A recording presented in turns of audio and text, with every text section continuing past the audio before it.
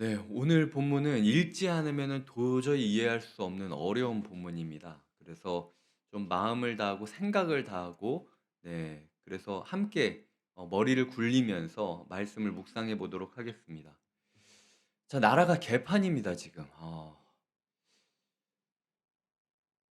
자기가 무당을 쫓았는데 지금 자기가 무당을 찾아가서, 그것도 자기의 신하들이랑 함께 찾아가서 무당을 설득하고, 무당에게서 이야기를 듣고, 무당에게서 하나님의 선지자를 부르라고 하고, 또 그 사람과 이야기를 나누고, 이제는 무당에까지 위로를 받는 것, 이걸 이스라엘의 왕이라고 이야기할 수 있겠습니까?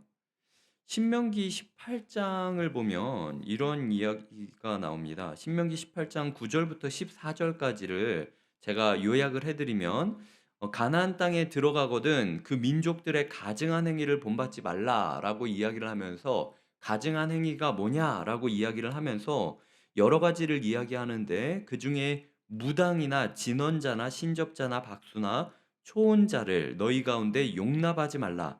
이런 일을 행하는 모든 자를 여호와께서 가증히 여기시나니, 이런 가증히 한 일로 말미암아 내 하나님 여호와께서 그들을 내 앞에서 쫓아내시느니라. 18장 9절부터 14절까지 그 일을 이야기하고 있어요. 그런데 이제 이스라엘의 왕이라고 불렀던 그 사울이 이제는 전혀 이스라엘의 왕이 되지 않는 모습을 보여주면서 오늘 본문이 진행이 되고 있습니다. 어제 우리가 다윗에 대해서 뭐라고 이야기를 드렸죠? 하나님께 물으면서 항상 승리를 했음에도 불구하고 하나님께 전혀 묻지 아니한 채로 있어야 할 곳을 잊지 않고 싸워야 될 싸움을 하지 않았던 것이 다윗의 인생의 문제였다라고 이야기를 하고 있습니다. 그런데 오늘은 아이러니하게도 그렇게 물으라고 할 때는 묻지 않고 있다가, 사무엘이 죽고 나서야 묻겠다라고 사무엘을 불러내겠다라는 사울의 모습을 보여주고 있습니다. 사무엘을 만났다라고 생각을 했지만 그 불러낸 사무엘이 이야기했던 예언은 너는 이제 끝났다라는 사망 선고였다라는 거죠. 오늘 본문이 우리에게 경고하는 것은 때가 있다는 겁니다. 네, 기도할 때가 있다라는 거죠. 어느 순간에는 기도해봤자 안 되는 때가 있을 거라는 겁니다. 제가 두려운 것은 이미 우리에게 그런 때가 오지 않았을까. 한국교회의 부흥과 우리 가정의 회복과 그리고 나의 신앙을 위해서 기도하고 있지만, 하나님께서 오늘 우리에게 사무엘을 보내시다. 다 끝났다. 이제 죽을 날만 기다려라. 너 내가 그렇게 부르라고 할 때는 부르지 않다가 다 끝나서 이제서야 부르면 무슨 소용이 있니? 라고 이야기하실까 봐 마음이 두렵다라는 거죠. 흔히들 우리는 하나님은 사랑이시니까 언제든 우리가 기도만 하면은 다 해결되겠지라고 생각을 합니다. 그런데 오늘 본문이 이야기하는 건 기도해도 안 된다라는 거죠. 오히려 기도했기 때문에 더 안 된다라는 확언만 듣고 끝낼 수 있다라는 것입니다. 그렇기 때문에 우리가 기도해야 될 때에 기도를 해야 한다라는 것이죠. 사무엘의 이름 뜻은 묻다라는 이름의 샤알이라는 동사로부터 시작되었습니다. 그러니까 사울은 태어날 때부터 그의 부모가 그가 묻는 자로서 살아가기를 바랬을 거예요. 그리고 부모들이 하나님께 무언가 물었기 때문에 하나님께서 이 귀한 아들을 주셨다라고 응답으로 이 아이의 이름을 그렇게 지었을 것입니다. 하지만 묻다라는 이름으로 되어 있는 이 청년은 한평생 하나님께 물었던 것이 아니라, 그의 주변에서 그를 띄워주는 사람들, 그리고 그가 보낸 첩보원들의 이야기를 듣고 그들에게 질문하면서 시간을 허비하게 되는 것이죠. 그리고 마지막으로는 무당까지 찾아가서 이 일들을 이야기한다라는 것입니다. 흔히 우리가 이 구절을 생각할 때 몇 가지 궁금증이 있습니다. 첫 번째로, 과연 이게 사무엘이 맞냐? 사무엘일 수도 있고 아닐 수도 있습니다. 왜냐하면은 이 부분에 있어서 그 사울이 사무엘을 보았다라고 생각을 해서 엎드려졌다라는 건 뭔가 사무엘 같았다라는 거예요. 근데 여호와께서 사무엘을 친히 보내주셨다라는 말은 또 등장하지는 않습니다. 그냥 대화를 나누는 거죠. 그 존재랑. 사울이 사무엘이라고 눈치를 챘던 이유는 그가 겉옷을 입고 있기 때문이었는데, 사무엘이 사울에게 그 마지막으로 사망 선고를 내렸을 때 어떤 일이 벌어지죠? 사울이 사무엘의 겉옷을 잡고 있었는데 겉옷이 찢어집니다. 그 찢어진 겉옷 조각을 보면서 사울이 평생 동안 사무엘을 생각했을 거예요.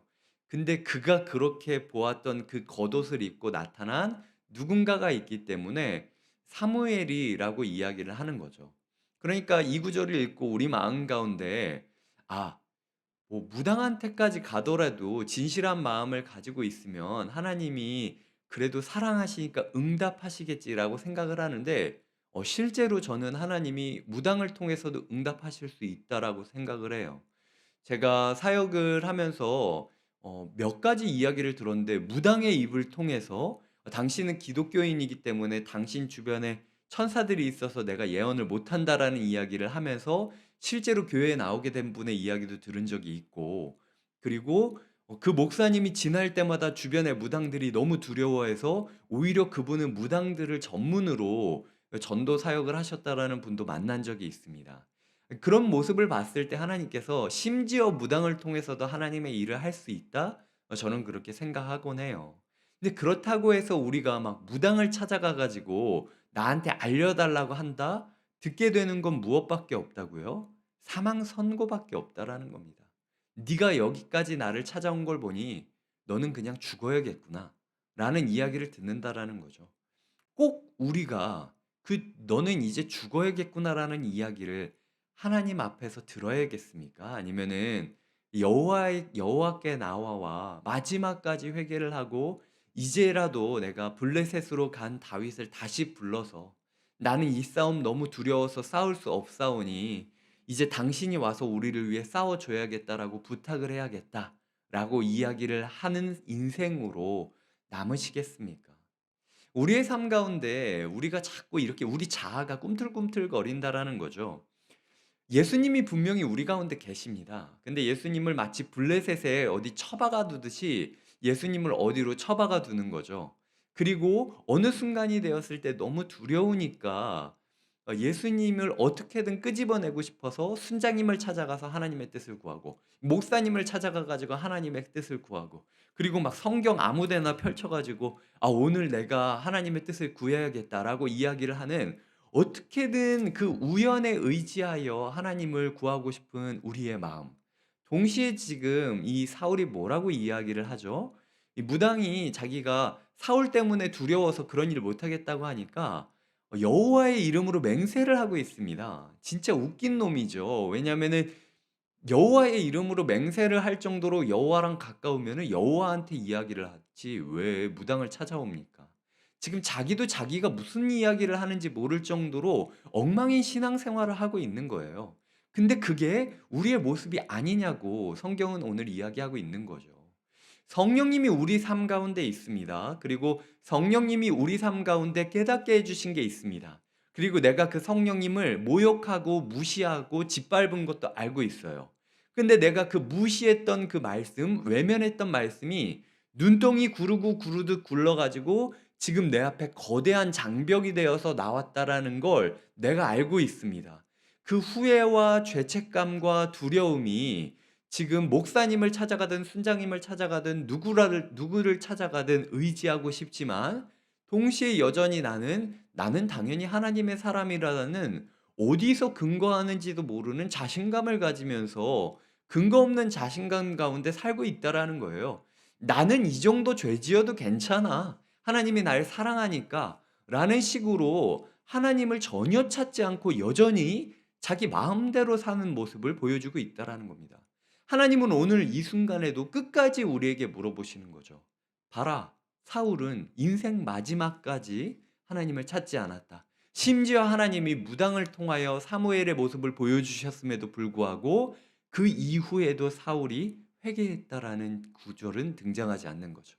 그저 자기 주변에서 자기를 맛있는 고기를 주고 자기를 우쭈쭈 해주는 신하들과 무당의 품 안에서 인생의 마지막을 고대하고 있는 것, 그 값싼 동정과 싸구려 위로에 자기의 인생을 맡기는 게 사울의 모습이었는데 너희의 모습이 그거랑 뭐가 틀리냐라고 이야기를 하고 있다라는 거죠. 지금 동정 구할 때가 아닙니다. 위로 구할 때가 아니에요. 사람들 찾아가서 위로받으시고 싶겠죠. 하지만 하나님께서는 기도 좀 해달라. 설령 너의 삶이 마지막으로 기도를 하고 죽는다 할지라도 세상이 보기엔 너는 실패한 왕이지만 내가 보기에는 기도하는 너는 성공한 왕이다.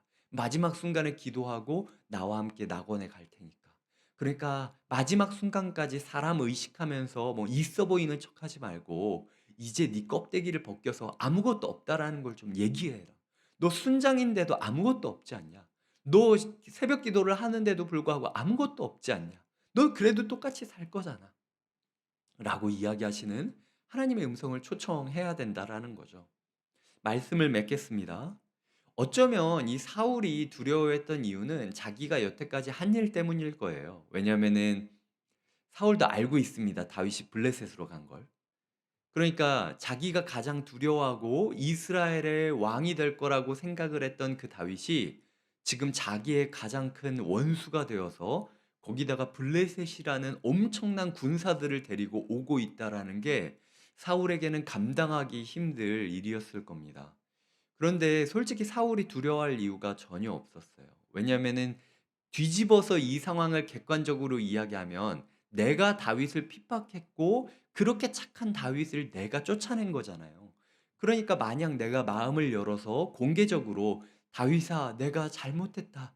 제발 나를 용서해 주고 우리 백성들을 네가 지켜다오라고 한마디만 했다면 이스라엘의 가장 강한 장수가 블레셋 적진 한가운데에서 매복을 하고 있는 것과 똑같은 상황이 벌어져 있다라는 거죠. 아직 사울에게는 기회가 있었다라는 겁니다. 우리가 보기에 오늘 우리의 가정의 모습이, 우리의 교회의 모습이, 그리고 내 직장 생활의 모습이, 나의 일상의 모습이 마치 여태까지 내가 했던 모든 일이 눈덩이처럼 굴러서 밀려오는 것 같은 이 산사태를 마주하는 것 같은 절망감을 느낀다 할지라도 딱 한마디, 내가 잘못했습니다. 주님, 주님께서 해주지 않으면 내 삶은 전혀 살아날 수 없어요. 이제 내 삶의 통치권을 주님께 맡깁니다. 주님께서 내 아이를 지켜주시고, 주님께서 내 남편을 다스려 주시고, 주님께서 내 아내를 돌봐주시고, 주님께서 내 직장 생활을 이끌어 주세요. 라고 이야기만 한다면, 그때부터 사울의 왕권은 없어지고 다윗의 왕권이 시작되게 될 것이라는 것이죠. 그게 사울에게 저주이고 모욕입니까? 아니죠. 그게 사울에게는 있어야 할 자리에 있게 되고 은혜를 고백하게 되는 은혜의 통로가 되는 놀라운 출입구가 된다라는 것입니다. 오늘도 우리에게 무당까지 사용해서 오늘 우리를 교훈하시고 깨닫게 하시는 주님, 저같이 부족한 사역자를 사용해서 성도님들에게 귀한 말씀을 전해주실 뿐만 아니라 오늘 스쳐 지나가는 모든 상황과 순간들이 성도님들에게 말씀의 통로가 될 것이라고 하나님께서 약속하고 계십니다. 딱 하나, 너의 통치권을 넘겨라. 늦지 않았다. 하나님께 우리의 통치권을 넘기는 하루가 되시길 마음 다해 응원하고 축복드립니다. 이 시간 함께 기도하겠습니다. 정말로 우리의 삶 가운데 하나님, 내가 실패한 왕으로 기록되어도 좋습니다. 내가 실패한 엄마로 기록되어도 좋습니다. 내가 실패한 직장인으로 기록되어도 좋습니다. 제발 우리 사람들, 우리 가족, 나의 인생만큼은 회복시켜 주시옵소서. 주님께 나의 통치권을 넘깁니다. 이 시간 마음 다하여 주님 앞에 나아가 기도하겠습니다. 하나님 아버지 감사드립니다. 오늘도 우리에게 말씀을 주시고 하나님 아버지 정말로 자기 모순적인 행동을 벌이는 사울을 보여주심으로써 우리 신앙생활이 얼마나 자기 모순적인지 알게 하시니 감사드립니다. 자기가 내쫓은 무당을 자기가 찾고 있습니다.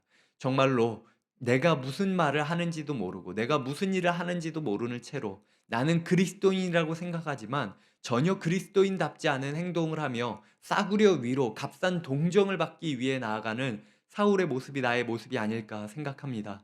주님, 나의 아무것도 아닌 자존심 때문에, 그 알량한 자존심 때문에 나의 백성들, 나의 가족들이 고통받는 것을 그저 지켜보면서 있었습니다.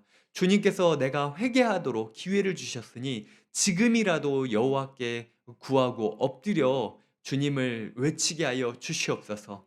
하나님 아버지, 우리의 통치권을 주님에게 넘깁니다. 설령 내가 실패한 왕으로 전장터에서 형장의 이슬로 사라진다 할지라도 주님, 다윗을 우리 삶에, 다윗을 우리 가정에, 다윗이신 주님을 우리의 기업으로 불러주셔서 하나님 아버지, 놀라운 하나님의 은혜가 벌어지는 그 역사의 현장을 내가 보며 나의 마지막 순간을 맞이하게 하여 주시옵소서.